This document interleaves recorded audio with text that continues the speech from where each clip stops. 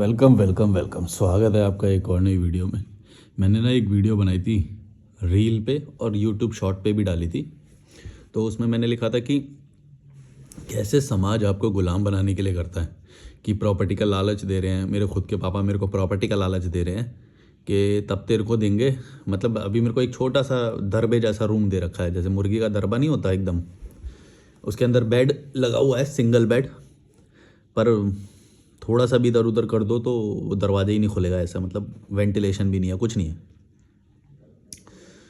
और 2010 से या उससे पहले से ही मैं उस रूम में रह रहा हूँ। मतलब आज 2025 हो गया, मतलब 15 साल से मेरे को वो छोटा सा रूम दे रखा है ना।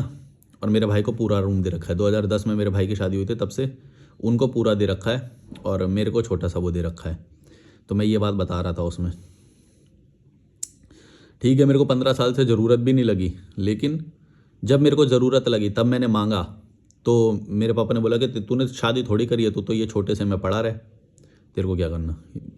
तो मेरे को ये तो गलत लगा कि भाई एक ने शादी करी तो उसको तुम दे रहे हो, और एक ने शादी नहीं करी तो उसको तुम कुछ भी नहीं समझ रहे हो। तो मैंने उस पर ये बताया एक शॉर्ट पे, रील पे, आपने देखी भी होगी शायद।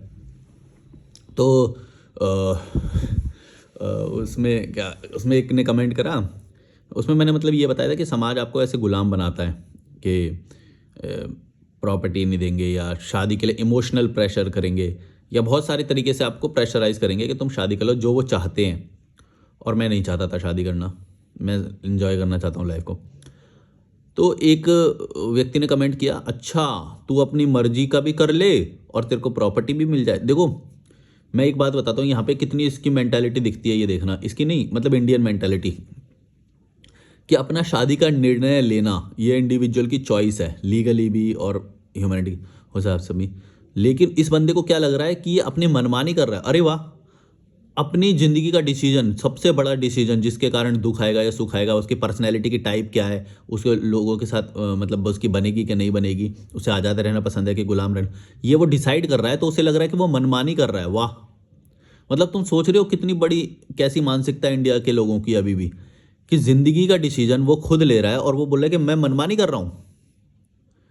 ये मनमानी है भाई। मनमानी तब होती है जब मैं किसी और की ज़िंदगी के लिए डिसीजन लूँगा, मैं अपनी ज़िंदगी के लिए डिसीजन ले लूँ, ये मनमानी है।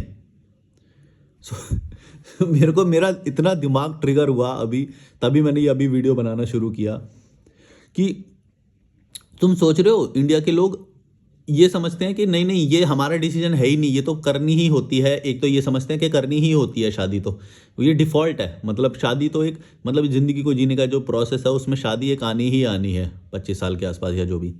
तो वो समझते हैं कि ये डिफ़ॉल्ट है। डिफ़ॉल्ट नहीं है भाई, ये तुम्हारी चॉइस है। ज़िंदगी को देखना सीखो, अलग नज़रिए से देखोगे तब तुम्हें शायद पता चलेगा शायद ये तुम्हारे लिए हो ही ना। जैसे जब डिग्री कर रहे होते हैं कई लोगों को, थर्ड ईयर में, फोर्थ ईयर में आके पता चलता है कि नहीं ये तो मेरे लिए है ही नहीं। बहुत ही नेचुरल प्रोसेस है, बहुत ही नेचुरल है।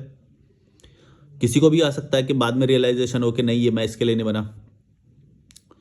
डिग्री में होता है ऐसा, ज़िंदगी में होता है ऐसा, बिजनेस में होता है ऐसा कि बिजनेस स्टार्ट कर लिया और बहुत बाद में जाके पता चला नहीं नहीं इसमें तो मेरे को मज़ा ही नहीं आ रहा। इसमें क्या है, हो सकता है, क्यों नहीं हो सकता। किसी का भी मन चेंज हो सकता है, किसी का भी विचार अलग हो सकते हैं, बदल सकते हैं। इसमें क्या है, सारी चीज़ें नेचुरल हैं। लेकिन मैं शादी को क्यों मना करता हूँ, शादी में विचार अगर तुम्हारे बदल गए तो तुम बाद में डिवोर्स नहीं ले सकते। मतलब इतना आसान नहीं है, ले सकते हो पर डिवोर्स में बहुत सारी फिर कॉम्प्लिकेशंस आ जाती हैं, और होता भी नहीं है कई बार। तो मतलब पॉसिबिलिटी से ही दूर हो जाता है। तुम समझ रहे हो मैं क्या बोल रहा हूँ, मैं क्यों गलत बोलता हूँ इसको, कि ये यहाँ पे इन्होंने स्कोप ही नहीं दे रखा कि डिवोर्स तुम आसानी से ले लो। जितनी आसानी से शादी करवा देते हो उतनी ही आसानी होनी चाहिए डिवोर्स लेने में, और कोई परेशानी नहीं होनी चाहिए दोनों पार्टी को, इधर को भी और उधर को भी।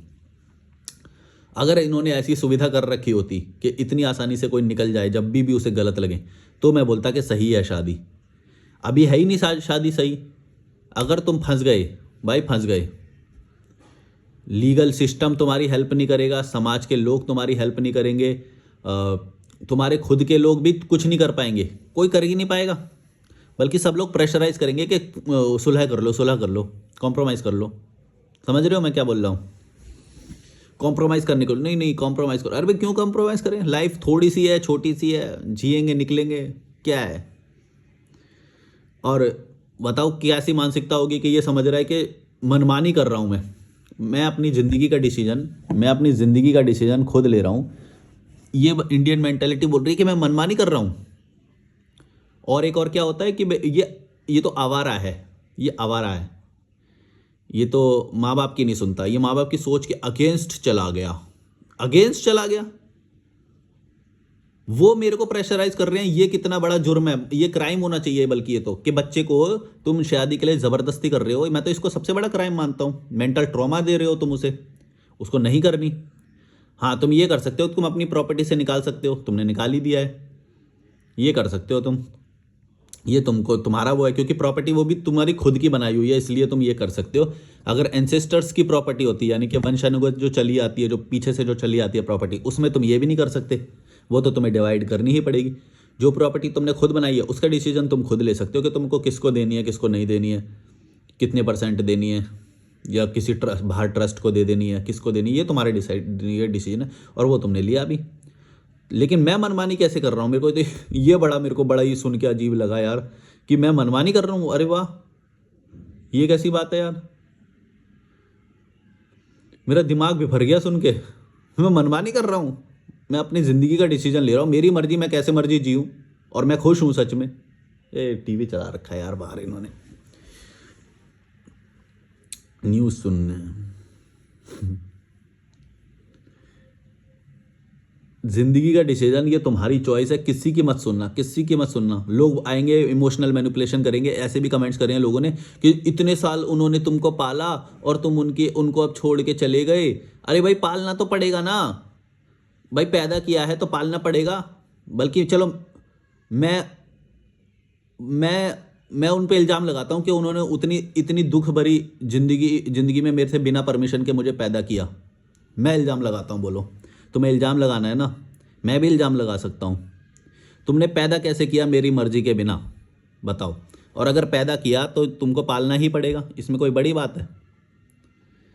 ये सब हेट नहीं है मेरे माता पिता के प्रति। मैं तुम्हें बोल रहा हूँ कि जो भी तर्क होता है उसको तर्क से काटने का ये एक वो तरीका है।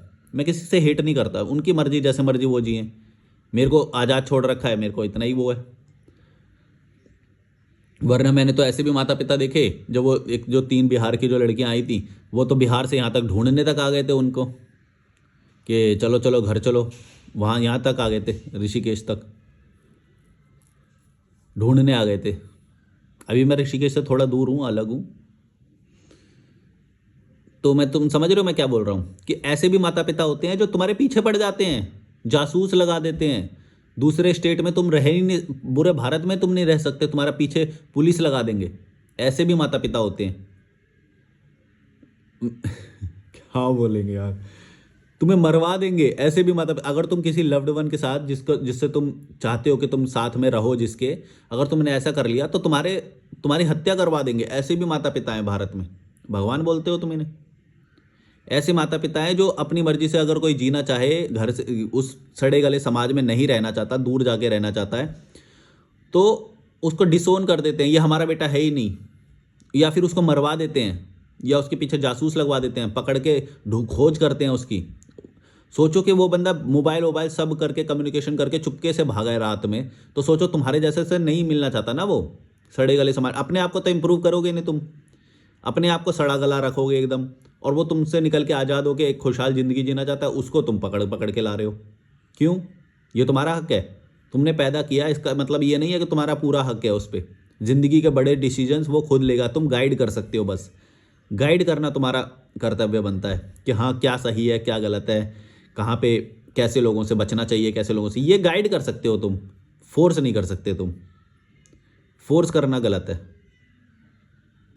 तुम नहीं डिसाइड कर सकते मेरे को कब शादी करनी है या नहीं करनी है, किसके साथ करनी है,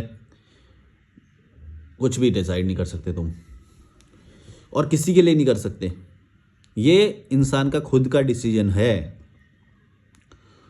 और कोई भी व्यक्ति अगर ये गिल्ट लेके बैठा है कि भाई ओ मेरे को उन्होंने पाला और मैं अपनी मनमानी कैसे कर सकता हूँ, मनमानी नहीं है ये, भड़वो। समझ में क्यों नहीं आती तुम्हें? ये तुम्हारा डिसीजन है, तुम्हारा हक है, और जिसने पैदा किया है उसको पालना पड़ेगा, ये उसका कर्तव्य है। इसमें कोई महान बात नहीं है।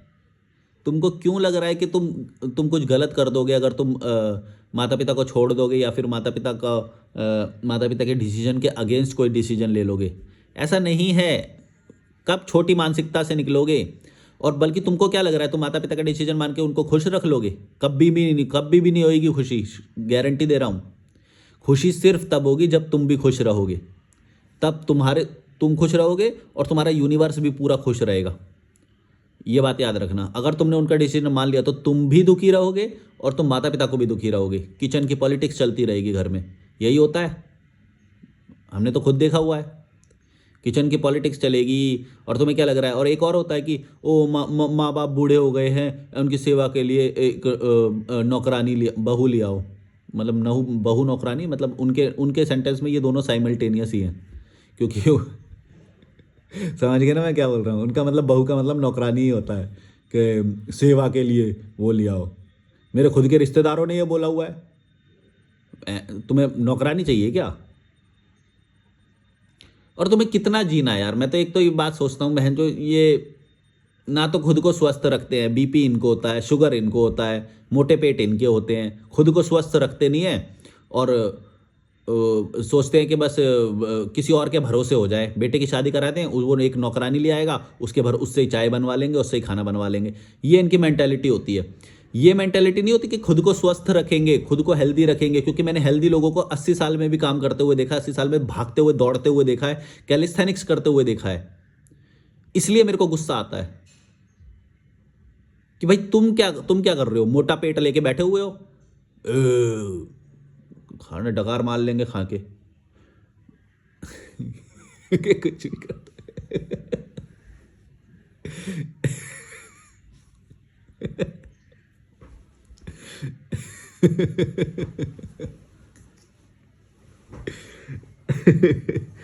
मतलब तुम समझ रहे हो ना मैं क्या बोलना चाह रहा हूँ? या ये सोच कीड़ा मकोड़े की है। खुद को इंप्रूव नहीं करेंगे, खुद को बेटर नहीं बनाएंगे, किसी और के ऊपर पॉलिटिक्स करेंगे, किसी और के ऊपर दबाव डालेंगे, हैं? काम की पॉलिटिक्स करेंगे, किचन की पॉलिटिक्स करेंगे, पावर की पॉलिटिक्स करेंगे, जेवर जो ज्वेलरी होती है जो, इसकी पॉलिटिक्स चलती है इनके यहाँ पे। क्या नहीं चलता है इनके यहाँ पे? कोई सुखी रहेगा ऐसे? मेरे को देखो यार, कोई पॉलिटिक्स नहीं है मेरी लाइफ में, कोई नेगेटिविटी नहीं है, ज्वेलरी है नहीं है, किसी से कुछ चाहिए नहीं मेरे को, किसी को कुछ देना नहीं मेरे को, कोई एक्सपेक्टेशन नहीं मेरे को, इमोशनल अटैचमेंट नहीं मेरे को। ये आज़ादी है। ये आज़ादी जिस दिन फील करोगे ना, तुम्हें ऐसा लगेगा ये सारे क्या है, कीड़े मकोड़े छोटी छोटी चीज़ों के पीछे पानी की पॉलिटिक्स तक चलती है। मतलब पानी भरने वाली, जो टंकी भरने वाली, पता नहीं क्या। अरे यार बहुत सारे पचड़े हैं, मैं क्या बोलूँ? मैं कुछ बोलूँगा तो शायद तुम रिलेट भी ना कर पाओ। पता नहीं ये पानी वाला तुमने रिलेट कर पाए कि नहीं कर पाए, पर कैसी बहुत सारी होती हैं। पड़ोस वाली, पार्किंग वाली, हैं? पार्किंग जो होती है, कहीं पे भी अगर तुम्हें दुख आ गया या किसी से लड़ने की ज़रूरत पड़ गई, उसी का मतलब मैं पॉलिटिक्स बोल रहा हूँ। तो ये कई मुद्दों पे हो सकती है। फ्रिज में पानी की बोतल भरने से लेके, पार्किंग से लेके, छत पे कपड़े सुखाने से लेके, कुछ भी। समझ रहे हो ना मैं क्या बोल रहा हूँ? ये बाहर टीवी चला रखा है यार तुम्हारा, कीड़े मको।